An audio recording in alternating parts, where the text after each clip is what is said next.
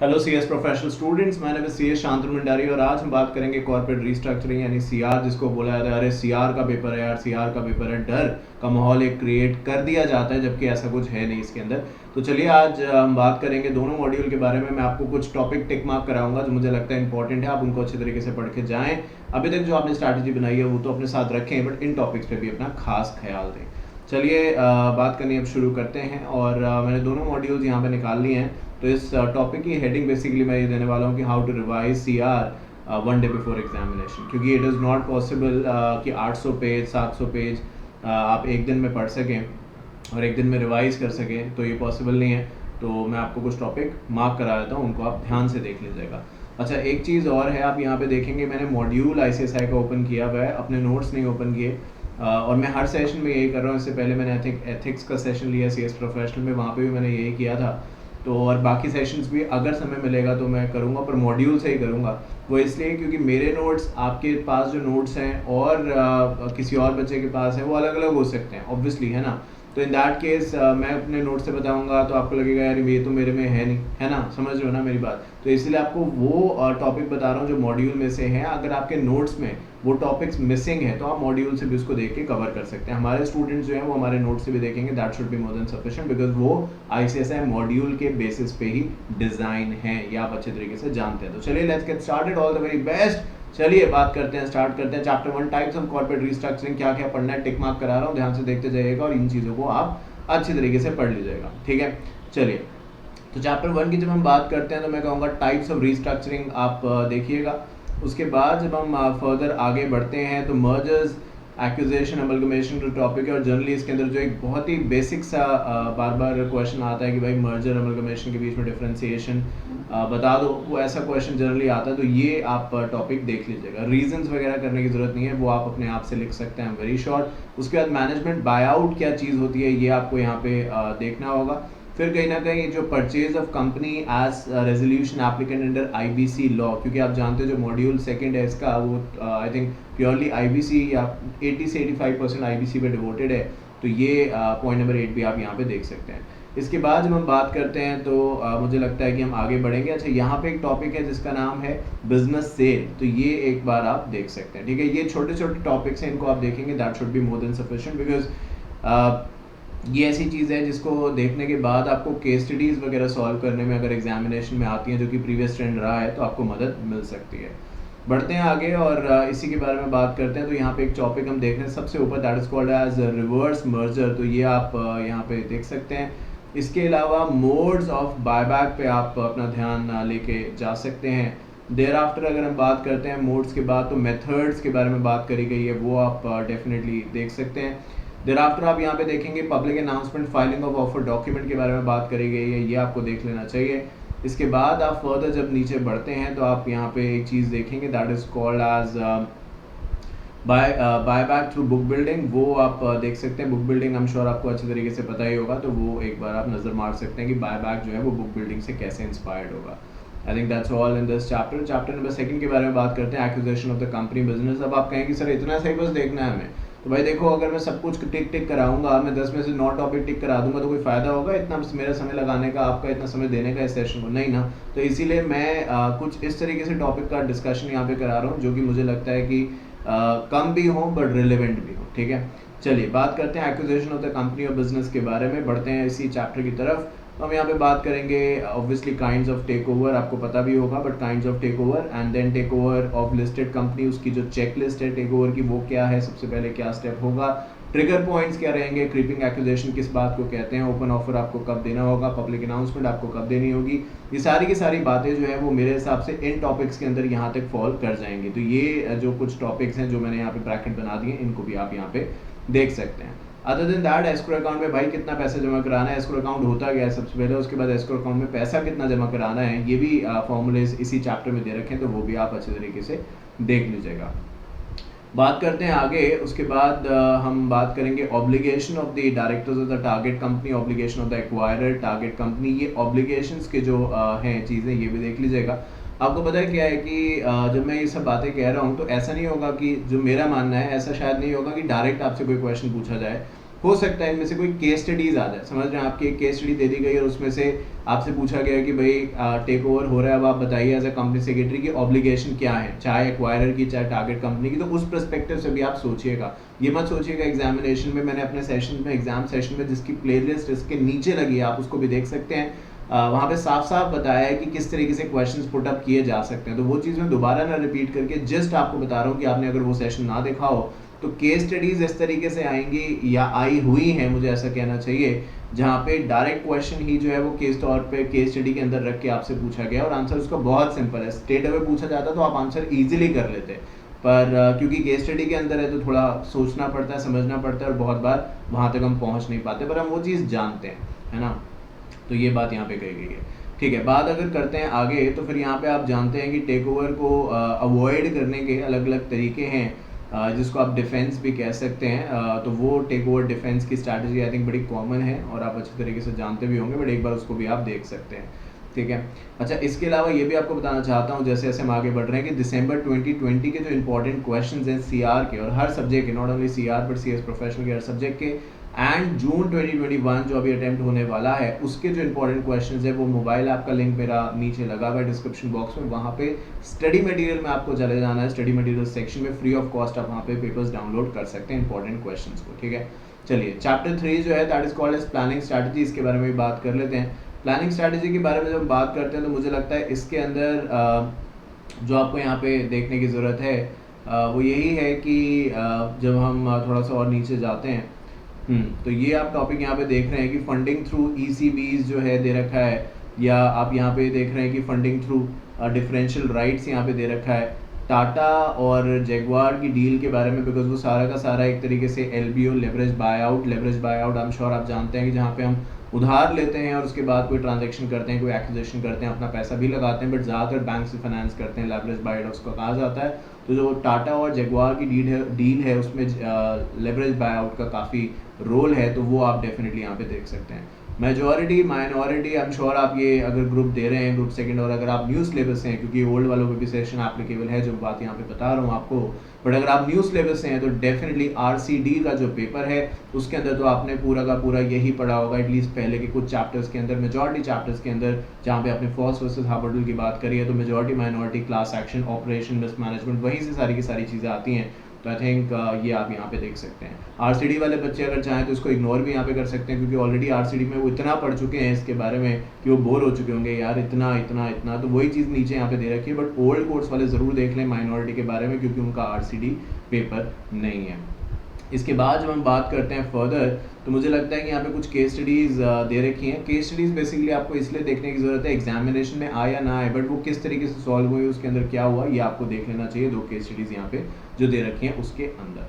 ठीक है, बढ़ते हैं, बात करते हैं आगे चैप्टर नंबर 4 की तरफ बढ़ते हैं, process of mergers and acquisition transaction. जल्दी जल्दी इसलिए बोल रहा हूँ जिससे कि समय बिल्कुल भी बर्बाद ना हो हमारा। चैप्टर 4 के अंदर जब हम बात करते हैं तो हम यहाँ पे प्रोसेस के तौर पे बात कर रहे हैं।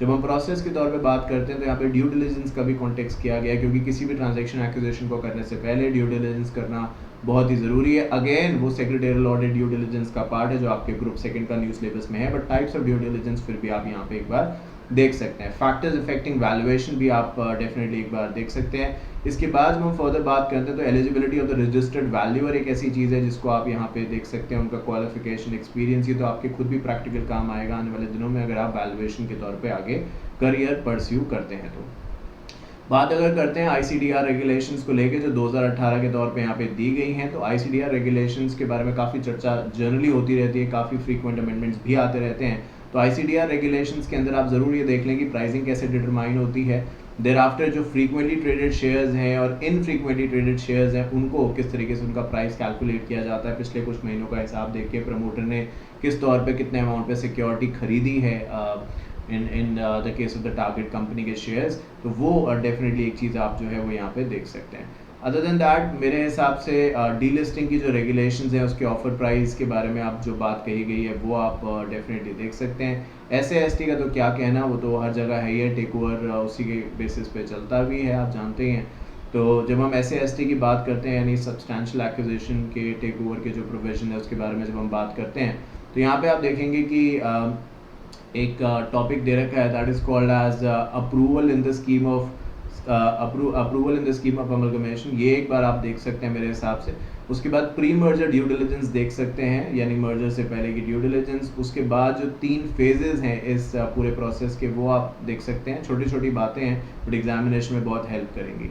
अदर देन दैट मुझे लगता है that should be all in this chapter. अब आपको पता है कि जैसे मैं आपको ये नहीं कह रहा कि भाई ड्यू डिलिजेंस पढ़ो क्या है, क्योंकि ड्यू डिलिजेंस फॉर श्योर आप अच्छे तरीके से जानते होगे। तो ऐसे टॉपिक्स जो कि मुझे विश्वास है हर बच्चा कर ही लेगा, वो मैं बोल ही नहीं रहा हूँ, मैं वो टॉपिक्स बोल रहा हूँ जो मुझे ऐसा लगता है कि कहीं ना कहीं थोड़ा लेफ्ट एंड राइट है, हल्के में ले रहे हैं शायद और एग्जाम में आ सकते हैं। चैप्टर नंबर 5 के बारे में बात करते हैं, डॉक्यूमेंटेशन मर्जर अमलगमेशन के बारे में। तो कौन कौन से डॉक्यूमेंटेशन आपको फाइल करने हैं वो यहाँ पे लिखा है, लिस्ट ऑफ द डॉक्यूमेंट्स, ये एक बार आपको यहाँ पे देख लेना है। उसके एक बार ड्राफ्टिंग भी देख लीजिएगा कि कैसे यहाँ पे ड्राफ्ट करना होता है। ऑल्दो ड्राफ्टिंग आने के चांसेस कम हैं बट क्योंकि चैप्टर का पार्ट है तो इसलिए मैं आपको कह रहा हूँ ड्राफ्टिंग भी एक बार आप ज़रूर से ज़रूर देख लीजिएगा।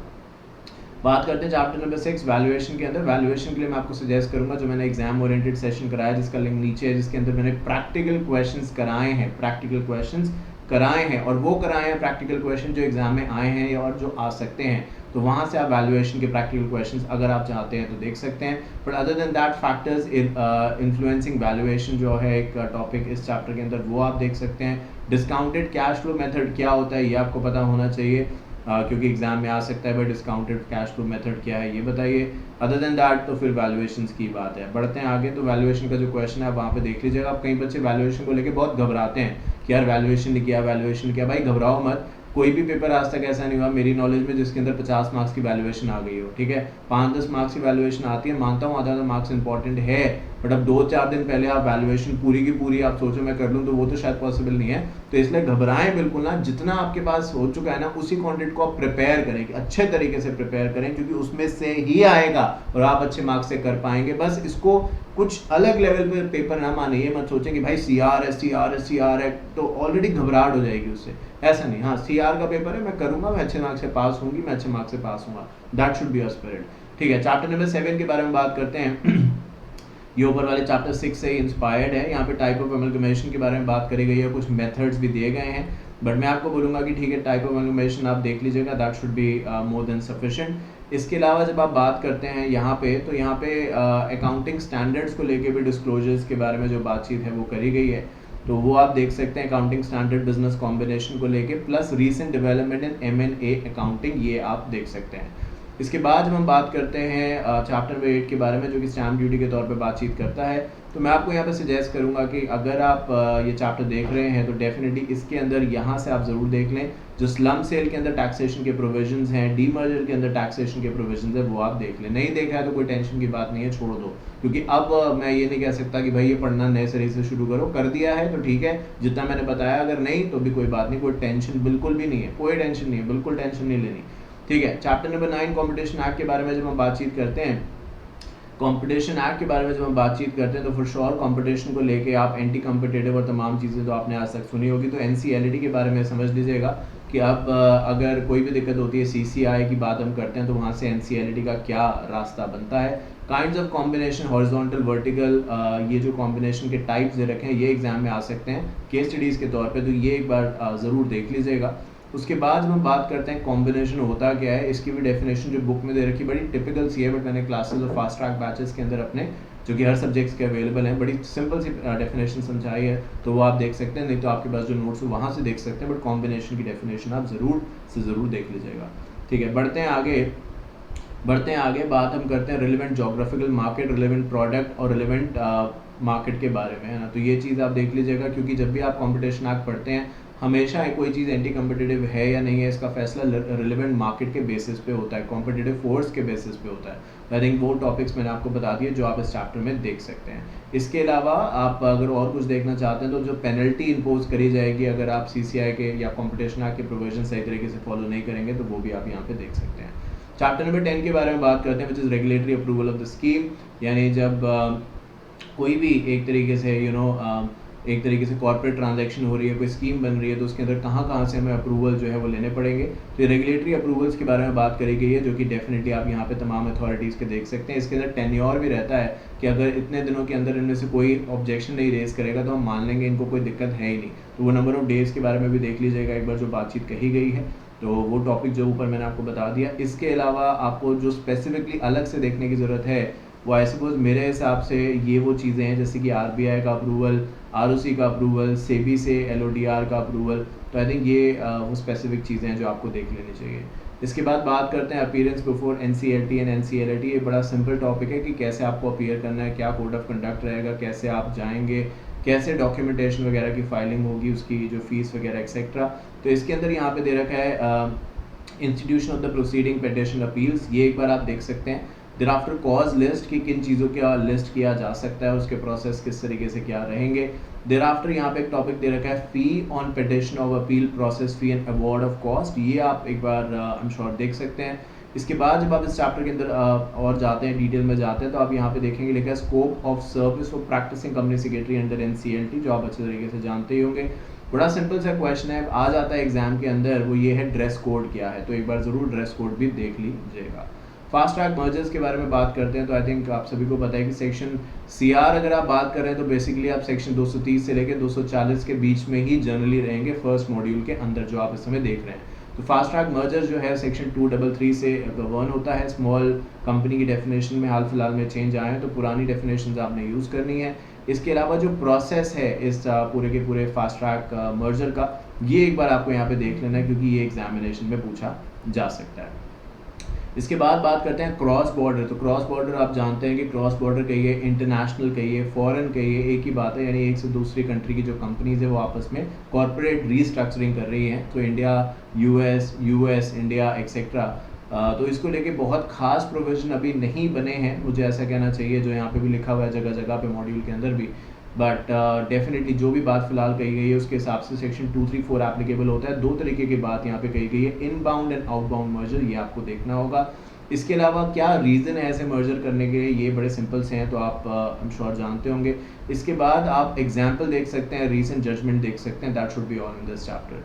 तो आई थिंक इसके साथ हमारा मॉड्यूल 1 जो है वो अब यहाँ पे कंप्लीट होता है। मैं जल्दी से बढ़ता हूँ मॉड्यूल 2 की तरफ, जो आप यहाँ पे अपनी स्क्रीन पे देख रहे हैं। जल्दी जल्दी इसलिए बता रहा हूँ भाई, समय नहीं लगाना मुझे, जल्दी जल्दी बात पूरी की पूरी खत्म करनी है। मॉड्यूल 2 पे आ जाता हूँ जब मैं, तो मॉड्यूल 2 में जैसे कि मैंने बताया कि it is more of less devoted towards IBC. मैं ये नहीं कहता कि पूरा का पूरा आईबीसी की कॉपी है ये, बिकॉज आईबीसी आपका अपना भी एक स्टैंड अलोन सब्जेक्ट है, बट यहाँ पे भी आईबीसी के बारे में काफ़ी जिक्र किया गया। तो चलिए चैप्टर 14 से बात करनी शुरू करते हैं। इंसॉल्वेंसी क्या है ये अच्छी तरीके से सब जानते हैं।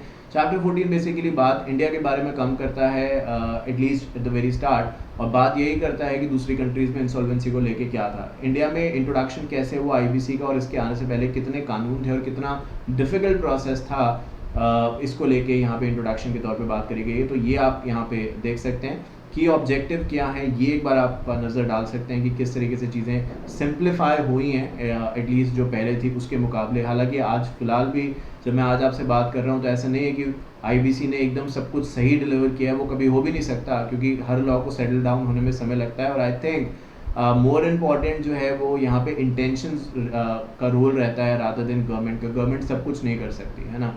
तो चलिए आईबीसी के बारे में जब हम बात करते हैं तो यहाँ पे पिलर ज़रूर देख लीजिएगा, जिसमें आप भी आएंगे, कहीं ना कहीं आप भी आएंगे, मतलब जो इंसॉल्वेंसी प्रोफेशनल्स है वहाँ पे आप आ सकते हैं। सो आईबीपीआई इंसॉल्वेंसी प्रोफेशनल, जैसे आईसीएसआई है तो वो आईपीए है, इंसॉल्वेंसी प्रोफेशनल एजेंसीज जो हैं, एजुकेटिंग अथॉरिटी, और जिसमें एनसीएलटी एंड एनसीएलटी आएंगी, और इन्फॉर्मेशन यूटिलिटी जहाँ से आप सारी इन्फॉर्मेशन इकट्ठी करेंगे।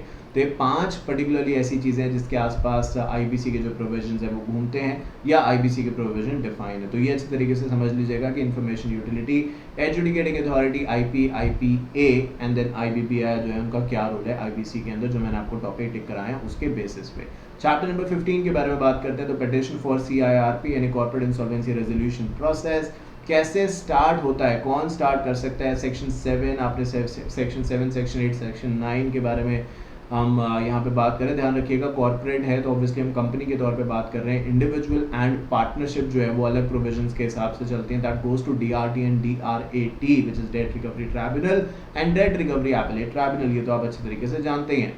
तो एक बार ये देख लीजिएगा कौन इनिशिएट कर सकता है। और इसके बाद जब हम फर्दर इसी चैप्टर की तरफ आगे बढ़ते हैं तो यहाँ पे प्रोविजंस दे रखे हैं कि अगर आप फाइनेंशियल क्रेडिटर हैं तो किस तरीके से होगा। आपको पता है कि एक नोटिस आपको सर्व करना पड़ता है फाइनेंशियल क्रेडिटर होने के नाते उसमें फिर पूरा प्रोसेस 60 डेज़ की टाइम की बात भी करी जाती है, उसके बाद आप एक्शन ले सकते हैं, कोई डिस्प्यूट नहीं होना चाहिए। तो वो सब जो बातें हैं, मैं क्योंकि सीआर एकदम से पढ़ा नहीं रहा मैं यहाँ पे, तो इसलिए उतना समय नहीं लूँगा, बट मोटी मोटी बात आपको बताता जा रहा हूँ, जिससे कि कहीं ना कुछ वर्ड्स में ऐसे बोलूँ जो कि आप लिंक कर पाएँ जो भी चीज़ें आपने पढ़ी हैं, और आप कॉन्फिडेंस अपना गेन कर पाएँ कि यस जो आपने किया अभी तक वो बिल्कुल सही है। चलिए बात करते हैं person not entitled to make application. तो आपने यहाँ पे इस चैप्टर में ये देखना है कि सीआईआरपी की एप्लीकेशन कौन कर सकता है। फाइनेंशियल क्रेडिटर करेगा तो क्या प्रोविजन है, ऑपरेशनल क्रेडिटर करेगा तो क्या प्रोविजन है, कौन नहीं कर सकता ये application. Other than that withdrawal को लेके प्रोविजन चेंज हुए हैं 66%, आपने सुना भी होगा 75%, इसके बीच में काफ़ी सारे चेंजेस आए हैं। तो मैं लेटेस्ट मॉड्यूल ही रेफर कर रहा हूँ, आई एम श्योर आप भी लेटेस्ट चीज़ों से ही पढ़ रहे होंगे। ठीक है, चैप्टर 16 लेसन 16 के बारे में बात करते हैं। I think that is pretty much easy chapter, जहाँ पे बात करी गई है कि आपके रोल और फंक्शन क्या रहेंगे, फिर चाहे वो इंसॉल्वेंसी प्रोफेशनल है, क्योंकि हर इंसॉल्वेंसी प्रोफेशनल पहले इंटरिम होता है, उसके बाद वो रेजोल्यूशन प्रोफेशनल बनता है, subject to the approval of COC which is committee of creditors. बिल्कुल सही। तो यहाँ पे वही बात जो है वो करी गई है कि आपके क्या फंक्शंस रहेंगे, इंसॉल्वेंसी प्रोफेशनल के क्या फंक्शंस रहेंगे, ये आप डेफिनेटली एक बार देख सकते हैं, आपको पता भी होगा, बट एक बार ज़रूर देख लीजिएगा। मॉनिटरियम कब से एप्लीकेबल होता है, कई बच्चे बहुत इसमें कंफ्यूज रहते हैं कि मॉनिटरियम एक्चुअली एप्लीकेबल होता क्या है, कब से एप्लीकेबल होता है, मॉनिटरियम होता क्या है एक्चुअली, बहुत बार तो ये कन्फ्यूजन उन्हें रह जाता है। तो मॉनिटरियम के अंदर मैं ज़्यादा तो क्या ही बताऊँ, बट ये बता सकता हूँ फिलहाल के लिए, जब मैं इस चीज़ को इंपॉर्टेंट टॉपिक अंडरलाइन करवा रहा हूँ आपको, तो एक स्टे ऑर्डर है फॉर शॉर्ट सिंपल वर्ड्स में, जहाँ पे कंपनी की प्रोसीडिंग्स जो है वो सारी की सारी जो रेजोल्यूशन प्रोफेशनल है उसके हाथ में आ जाएगी, एंड डायरेक्टर का जो है वो कोई से खास नहीं रहेगा।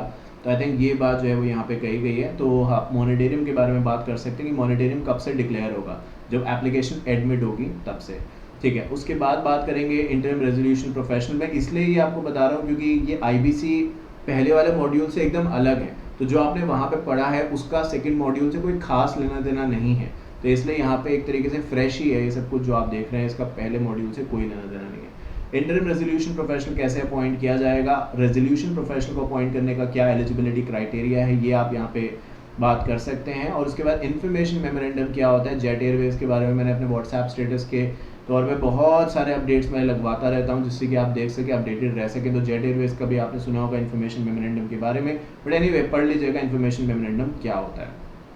रेजोल्यूशन स्ट्रैटेजी है भाई, अब जो हो गया वो हो गया, ठीक है, अब आगे बाहर कैसे निकलना है चीज़ों को लेके। तो रेजोल्यूशन स्ट्रैटेजीज में बात करी जाती है कि भाई अब ठीक है, आप जब ये कहते हैं कि भाई रेजोल्यूशन प्लान बनाएंगे, तो रेजोल्यूशन प्लान मतलब उस सिचुएशन से बाहर निकलने का रास्ता। अब उससे कैसे बाहर निकलेंगे, पैसे का काम देखो पैसे से ही चलता है, साफ सी बात है, इमोशन से वहाँ पे बात नहीं बन सकती। तो अब अगर पैसा देना है तो पैसा देना ही पड़ेगा। अब ये है कि 100 रुपये के बदले आप 10 रुपये दें, 20 रुपये दें, 5 रुपये दें, 50 रुपये दें, देना तो पड़ेगा ही पैसा, बट वो पैसा आप कहाँ से लाएंगे, डेट के तौर पे, इक्विटी के तौर पे। तो वो यहाँ पे बात करेगी कि किस तरीके से इस सिचुएशन से बाहर निकला जाएगा, और ऐसे तमाम केसेस आपने पढ़े होंगे जब आप तो पैसा कहाँ से आएगा, सबसे बड़ी बात ये है, जैसे कि आपको याद होगा, आपने शायद एक केस पढ़ा भी होगा, that is between Bhushan steel Tata steel. तो वहाँ पे जो हुआ, यानी जो पैसा आया और उसके बाद उसको चैलेंज भी किया गया अलग अलग पर्सपेक्टिव पे, तो वो किस तरीके से हुआ, तो वो आप डेफिनेटली एक बार केस देख सकते हैं। बट मोर और लेस इस चैप्टर में यही बात करी गई कि जो पैसा है वो किस तरीके से आप यहाँ पे देने वाले हैं, कितने समय में देने वाले हैं। तो ये जो है वो आप यहाँ पे देख सकते हैं, case law and thereafter जो रीस्ट्रक्चरिंग है वो। उसके बाद जब हम बात करते हैं chapter number 18, that is conveying and conducting of the meeting of the COC, जहाँ पे सारे फैसले लिए जाएंगे, और आई एम श्योर आप अच्छी तरीके से जानते हैं between the operational creditor and the financial creditor जो स्ट्रॉन्ग इंटरेस्ट है वो फाइनेंशियल क्रेडिटर्स का रहेगा। वोटिंग राइट्स भी आई थिंक इन्हीं के पास रहेंगी। हाँ, कुछ एक्सेप्शन जरूर हैं जहाँ पे फाइनेंशियल क्रेडिटर्स के पास जो वोटिंग राइट, अगर मान लीजिए फाइनेंशियल क्रेडिटर्स है नहीं तो वो ऑपरेशनल क्रेडिटर्स पे जा सकते हैं। सो कुछ एक्सेप्शंस हैं इसके अलावा भी, बट जनरली फाइनेंशियल क्रेडिटर्स का एक जो से है वो ज़्यादा रहेगा। तो कमेटी ऑफ जो क्रेडिटर्स है वो किसके साथ बनती है, और अगर नहीं है उसके अंदर फाइनेंशियल क्रेडिटर्स, तो ऑपरेशनल क्रेडिटर्स के थ्रू वो कैसे बनाई जा सकती है, ये भी आप बात यहाँ पे कर सकते हैं। इसके बाद approval of committee for certain action, ये टॉपिक आप देख सकते हैं। Other than that, preparation and the approval of the resolution plan. Resolution plan क्या है, रेजोल्यूशन एप्लीकेंट कौन है, आपको ये पता होगा। रेजोल्यूशन प्लान जो है वो रास्ता है जिसके ज़रिए इस इंसॉल्वेंसी से बाहर निकला जाएगा, और रेजोल्यूशन एप्लीकेंट वो है जो ये रास्ता बता रहा है। तो कौन रेजोल्यूशन एप्लीकेंट नहीं बन सकता है, इसके अंदर कुछ कंडीशंस बताई गई हैं, ये आपको पता होनी चाहिए। इसके बाद रेजोल्यूशन प्लान आप जानते हैं पूरा प्रोसेस जो है वो फॉलो किया जाता है, स्टार्टिंग विद COC, उसके बाद वो NCLT जाता है और NCLT या NCLT एज ए केस में भी अप्रूवल का फैसला करते हैं। तो यहाँ पे यही बात जो है वो कही गई है कि mandatory requirement for the resolution of plan के बारे में आप जो है वो देख सकते हैं। इसके बाद इसकी जो टाइमलाइन है ये आप यहाँ पे देख सकते हैं। और फिर उसके बाद एक टॉपिक और मैं आपको यहाँ पे कहूँगा, that is called as mandatory content of the resolution plan. इसके बाद हम बात करते हैं चैप्टर नंबर 20। तो ये हम बात कर रहे हैं कंपनी के तौर पे हम आगे बढ़ चुके हैं। So we are now into individuals या फिर पार्टनरशिप फर्म जो कि DRT एंड DRAT से प्राइमरली गवर्न होती है। तो उनका जो प्रोसेस है वो किस तरीके से रहेगा, डेटर अपने खुद के खिलाफ, वो क्रेडिटर जो है वो भी इंसॉल्वेंसी का प्रोसेस ये स्टार्ट कर सकता है। इसका इंटरिम मॉनिटरियम जो है वो किस तरीके से चलेगा ये बात यहाँ पे कही गई है। तो ये मॉनिटरियम आपको यहाँ पे डेफिनेटली देखना है। इसके बाद रीपेमेंट प्लान के बारे में आप बात यहाँ पे कर सकते हैं। देर आफ्टर जब आप इस चैप्टर के अंदर फर्दर जाएंगे तो आप यहाँ पे ये भी देखेंगे कि यहाँ पे एक चीज़ लिखी हुई है, that is called as voting right in the meeting of creditors. तो ये एक बार आप देख सकते हैं। इसके बाद यहाँ पे एक चीज़ कही गई है, that is called as completion of the repayment plan. तो रीपेमेंट के अंदर भी वाटरफॉल अप्रोच के बारे में बात करी जाती है, किस तरीके से रीपेमेंट किया जाएगा in the order of the priority, ये भी आप यहाँ पे देख सकते हैं।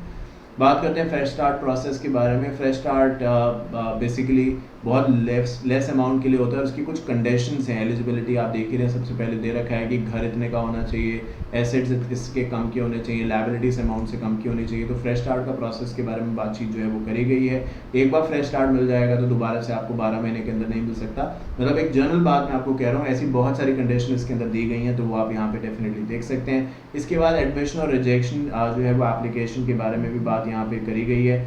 फिर रिप्लेसमेंट ऑफ रेजोल्यूशन प्रोफेशनल जो है वो यहाँ पे कहा गया है, ये आप देख सकते हैं। डेट रिकवरी एंड सरफासी के बारे में बात करते हैं। तो आप जानते हैं कि सरफासी एक एक्स्ट्रा पावर्स बैंक्स को देता है जनरली फाइनेंशियल इंस्टीट्यूशन को, कि वो एसेट्स को अटैच कर सकते हैं और डेफिनेटली अपना पैसा रिकवरी की कोशिश जो है उसको और तेज़ कर सकते हैं। तो इसके बारे में सवाल जवाब करे गए कोर्ट के अंदर, तो वो आप डेफिनेटली एक बार देख सकते हैं। इसके अलावा यहाँ पे कहा गया है कि सिक्योरिटाइजेशन का जो प्रोसेस है, ये बेसिकली भले ना लिखा गया हो कि सिक्योरिटाइजेशन है क्या, बट एक बार देख लीजिएगा कि सिक्योरिटाइजेशन होता क्या है। जिससे अगर मुझे बताना है तो मैं कहूँगा एक ऐसा जरिया है जिससे कि पैसे जो ब्लॉक इन है उसको कहीं ना कहीं यूटिलाइज करा जा सकता है और उसके ज़रिए और पैसे बैंक ले सकता है। इन सिंपल वर्ड्स, वही बैंक आपको लोन देता है, आपने घर खरीदा, बैंक से लोन लिया ना, तो बैंक के पास अपने प्रॉपर्टी के पेपर्स जमा किया, बैंक क्या करता है वही प्रॉपर्टी के पेपर्स की यूनिट्स बनाता है और आगे बेचता है और मार्केट से पैसा उठाता है। तो बैंक को लिक्विडिटी की दिक्कत नहीं आती, in short and simple words. तो सिक्योरिटाइजेशन उस चीज़ को कहते हैं। उसके बाद यहाँ पे अगर जब बात करते हैं तो आप यहाँ पे जो रेजोल्यूशन ऑफ डिस्प्यूट है ये देख सकते हैं। Section number 11 enforcement of the security interest by creditor, section 13 के बारे में बातचीत जो है वो करी जाती है। अब मैं इसको एक सांस में बोल रहा हूँ, जल्दी से बोलता जा रहा हूँ, तो अगर कुछ ऐसा डेज का बोल दूं या कुछ ऐसी बात कह दूं, आप कहें अरे सर आप तो गलत बोल रहे हो, तो मैं गलत कुछ नहीं बोल रहा, इस स्पीड से बोल रहा हूँ कि मैं कोई स्क्रिप्टेड बात नहीं है, सोच नहीं रहा हूँ बोलने से पहले। ऑब्जेक्टिव यहाँ पे ये नहीं है कि क्लास दूं यहाँ पे फास्ट ट्रैक या रिविजन, ऑब्जेक्टिव यहाँ पे बेसिकली है कि आपको टॉपिक टिक मार्क करा दूँ, तो वही मैं डेफिनेटली यहाँ पे करा रहा हूँ, ठीक है।